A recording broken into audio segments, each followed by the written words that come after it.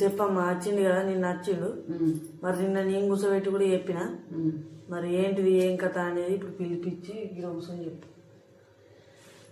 పిలిపించి చెప్పకపోతే నడుతుందా కానీ నేను ఇప్పుడు మానవులు వెళ్తున్నా చూడు. మీరు అందరు అనుకుంటున్నాడు కదా లేచిపోయి లగ్నం చేసుకోరు ఇవన్నీ నాటకాలు పెట్టే అవసరం మనకు లేదయ్యా.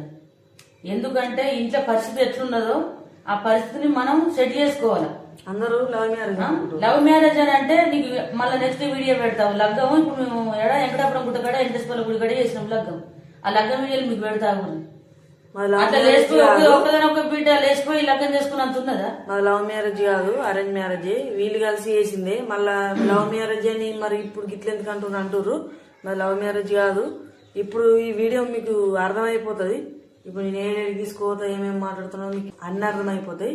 ఇది మాది లవ్ మ్యారేజ్ అరేంజ్ మ్యారేజ్ అనేది మీకు